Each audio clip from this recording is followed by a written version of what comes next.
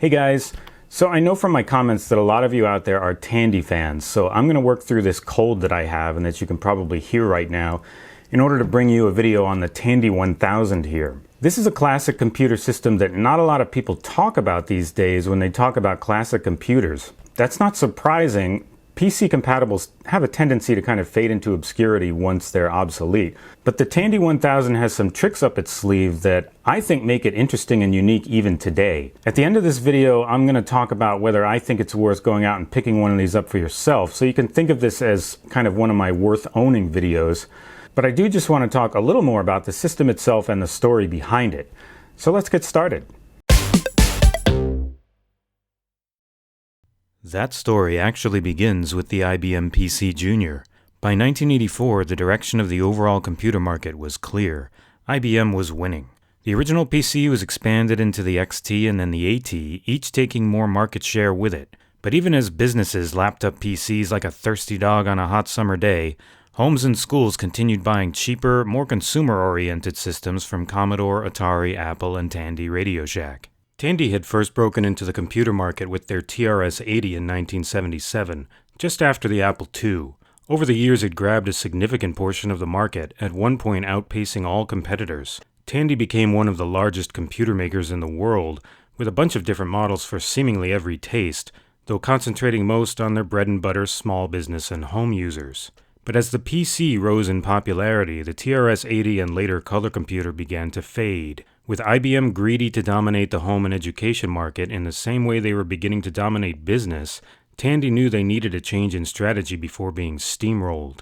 But they got a surprise gift from Big Blue in the PCjr, IBM's first and really only attempt at a machine specifically made for the home. The PCjr's terrible wireless chiclet keyboard, combined with its poorly supported cartridge format, its weird sidecar-based expansion modules, and lack of compatibility with popular PC software titles made it a borderline laughingstock and garnered it poor reviews and poor sales. Many people did want a cheaper version of the PC at home, but they still wanted it to be a PC, not a somewhat compatible hybrid with a crappy keyboard and its own set of peripherals and software. And oh, by the way, in a half-decent configuration, the PCjr would still run you close to $2,000. Now I could talk about why the PCjr was designed and priced this way, but that's a video unto itself. The PCjr did have a few tricks up its sleeve in the form of new graphics and sound modes that its big brother didn't support, to better compete with the more gaming-centric machines from Commodore and Atari. For example, the CGA standard on PC could only support 4 on-screen colors, 3 of which were always cyan, magenta, and gray, resulting in every game having kind of a weird film-negative look. But the PCjr could support any 4 colors chosen from the full palette of 16 available at medium resolution, or it could display all 16 simultaneously at lower resolution. Several games took advantage of these modes at launch, giving the PCjr the best version of popular games like King's Quest. So what's all this got to do with Tandy? Well, in 1984, Tandy released the 2000, their first MS-DOS compatible computer. The problem was MS-DOS compatibility doesn't guarantee PC compatibility, and the 2000 wouldn't run much of anything made for the PC that wasn't entirely text-based. For their follow-up to the 2000, Tandy looked again not to copy the PC, but the PCjr. Radio Shack knows when you're in business for yourself, you have to be productive to be profitable. The Tandy 1000 gives you a wide choice of PC-compatible software that allows your small... The 1000 even comes complete with the PCjr's unique graphics and sound modes. In fact, Tandy initially sold the 1000 as PCjr compatible, before revising their marketing to say it was MS-DOS compatible after the PCjr flopped. But Tandy made it work when IBM could not. At the time, Tandy had a better handle on what the small business and home computer market wanted. Most importantly, the Tandy 1000 was priced lower than a fully outfitted PCjr. It had a better, more traditional keyboard, and while its peripherals were still largely proprietary, consumers didn't automatically expect IBM products to work with Tandy's computers, as they did with IBM's own computers. The Tandy 1000 also did away with the cartridge slot and provided standard ISA expansion slots like a regular PC. In fact, the 1000 was a successful hybrid itself of the PCjr and an XT-class PC. The Tandy 1000 also came with a rudimentary graphical interface called DeskMate, This meant that average people could take the computer home and immediately begin using it for common household tasks like calendar keeping or tracking finances. Interestingly, on my Tandy 1000, both DOS and DeskMate are stored in ROM, so these machines boot up really fast. Despite the failure of the PCjr, the Tandy 1000 was a big hit and even took over from the PCjr in popular lexicon. For example, the special graphics and sound modes introduced with the PCjr became known as Tandy Graphics and Tandy Sound, and many games of the mid to late 80s supported Tandy-specific modes. Over the years, Tandy made the 1000 line more PC compatible and offered a range of more modern hardware choices, including VGA graphics, but right up until the end, you could buy a model that was still basically an enhanced PCjr. This is one such machine, a Tandy 1000 RL HD. The RL was one of the last of the 1000 line, released in 1991. It was kind of a throwback even in its day, with the original Tandy graphics and a 9.5 MHz 8086 processor. Yes, I said 8086, the original 86 in x86. The 8086 was the 16-bit version of the 8088 that was in the very first IBM PC, but their architecture is mostly the same. This CPU was an anachronism even in 1991, and this computer by then would really have been intended for casual users and those who just needed to do some word processing or manage their kitchen recipes. By the way, DeskMate lets you automatically add your recipe ingredients to your grocery shopping list. I actually think that's pretty cool for 1991. Anyway, that's how I ended up with this computer. It was my parents' machine, though they rarely used it, and I never noticed it much sitting around in the kitchen. They had one of those weird kitchen desks at the time, something like this. About 5 years after buying it, they gave it to me, and I thanked them in the confused way kids do when they don't know what to do with a gift they just got, and then I promptly stuck it in a closet and forgot about it. By then I had my 486 machine with VGA graphics. A Radio Shack 8086 computer held no appeal for me. At that point, seeing Tandy graphics listed as an option in a game just made me laugh. Boy, how times change. Let's just take a look inside. It's a very simple machine. By 1991, manufacturers were already finding ways to really trim down their PC's internal components, and the Tandy 1000 was by then pretty ancient tech. This is an RL HD, so you can see the large XT-style MFM hard drive and the 720K floppy drive next to it. Behind that is the motherboard with graphics, sound, and all I/O controllers integrated. Interestingly, you can see that the 8086 on this board is made by AMD. The ports themselves are in two levels, with the upper level provided by a riser card at the back of the board. There's one sideways-facing 8-bit ISA slot, which may not sound like much expandability, but there wouldn't have been much you needed to add to this computer back in the day. It came with 512K RAM, pretty standard at the time, and everything else you'd need was integrated. Let's face it, this wasn't a machine for power users or tinkerers. Most of the people who bought this probably left it in the exact same state they originally got it in, just like the original owners of mine did. The keyboard, if you're wondering, is not quite as nice as it looks. It is mechanical, but it has a mushy feel and gets tiring pretty fast. I did try to see if my Model Ms would work with this machine, but its hybrid PS2 port and XT architecture is an issue. Only my PS2 era Silver Label Model M worked, though its status lights didn't light up. This machine does have about the best startup sound ever.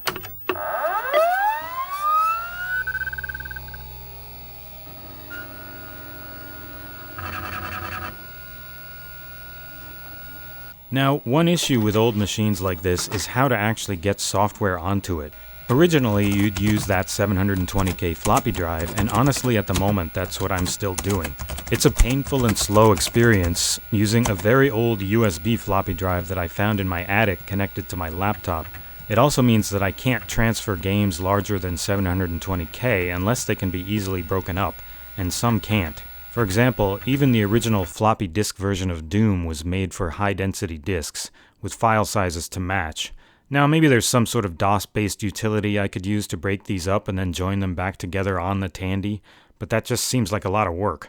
Luckily, there is something called XT-IDE and XT-CF. These are related projects that allow you to add an IDE interface to an XT-class machine with 8-bit ISA slots, something that never existed in those days. I'll have one of these at some point, and maybe I'll do another video on installing it and getting it running when I do, but for now I'm still just using floppies.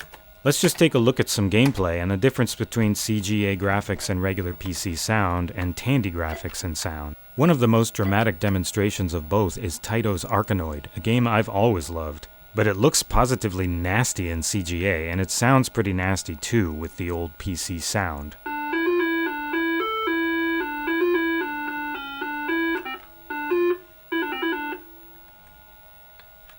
The Tandy version of it, though, is a lot closer to the arcade, although the ball sounds are still kind of weird.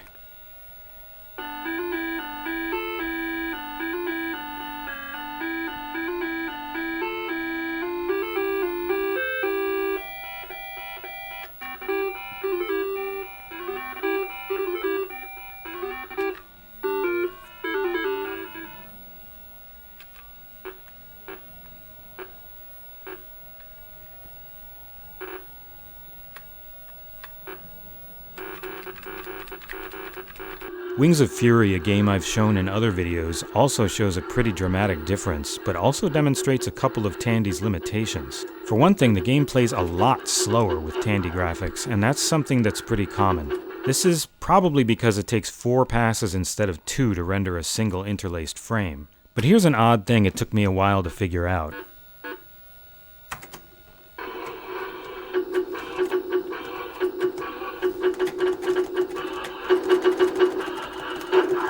You can't have both Tandy sound and use the joystick at the same time.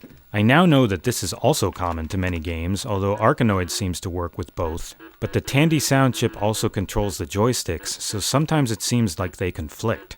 It's kind of a drag in Wings of Fury since the Tandy sound is amazing. To my ears, it's even better than the Amiga running this game, but you have to play with the keyboard to get it. Lemmings does something similar. First, here it is in CGA. It looks positively terrible, but it actually sounds pretty good.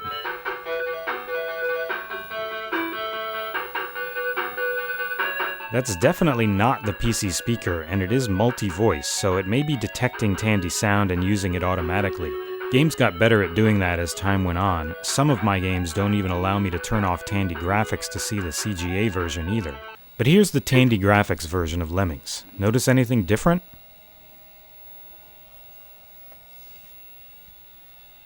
I'm not sure why there's no music. It's true even when playing with the keyboard. Maybe the performance wasn't good enough when using both. Sierra Online was one of the biggest proponents of both the PCjr and then Tandy's graphics modes, and they produced some of the most popular adventure games of the era. Here's King's Quest.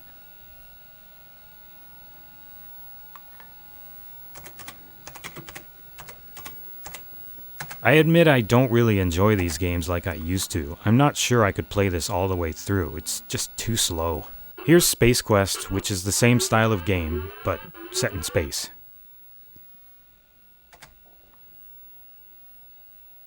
Now, you see these games now, and they look colorful and blocky, and there's nothing abnormal. They just look like regular 8-bit graphics. But just remember that this is not how PC games typically looked at the time. PC games for most people typically looked like this. The advantage of Tandy graphics was really pretty short-lived. The EGA standard that actually bettered Tandy graphics was adopted in 1984, and VGA was standardized in 1987. So you could have easily bought a computer with better graphics than the Tandy 1000 even as early as 1984 or 85. But Tandy graphics lived on as a low-cost alternative. These were the days when an EGA graphics card cost $800 on its own. Think about that the next time you complain about the cost of the latest GeForce card. So there would have been a slew of CGA and earlier PCs still around in the late 80s, and with Tandy selling 1000 models into the 90s, it still paid for game publishers to support Tandy's special modes. EGA in fact had much lesser game developer support simply because fewer EGA machines were sold than Tandy 1000s. So is it worth going out and picking one of these up for yourself? Well, the answer is no for most people. I think it's a really cool system and I'm really happy to have mine. But these are games that you can play through DOSBox. You can play many of them just in Windows. And really, at this point, there's nothing all that special about Tandy graphics. You can just play in EGA mode and it's going to be pretty similar. The Tandy 1000 also has various things about it that make it kind of problematic to use these days. The first being getting software onto it, which is kind of a hassle. You do need to get really some kind of flash-based solution. Now, that's common to a lot of older computers these days, unless you want to use the floppy that they came with. But it's just one thing to consider. Then if you don't get the original hardware that it came with, for example, the keyboard, joystick, mouse, those can be problematic because they all used somewhat proprietary connectors. The keyboard, for example, is an XT keyboard with a PS2 connector, and that's just kind of impossible to find other than a Tandy itself. Similar thing with the joystick and with the mice. They look like they have standard connectors, but internally they're not what those connectors really expect. So it's kind of more of a hassle than it's worth, I think, for most people. If you have a PC already, you can do most of what this does. But I think it's kind of cool if you do happen to have one, like I do, to just see what it can do. And also to play these old games on real metal again. That said, again, I think it's a really cool system, and I'm really glad to have mine. And that's about it for this video. I hope you enjoyed it. Hopefully next time I'll be over this cold and I'll be able to talk a little smoother. But that's about it for now. I hope you enjoyed this, and I will see you next time. Bye-bye.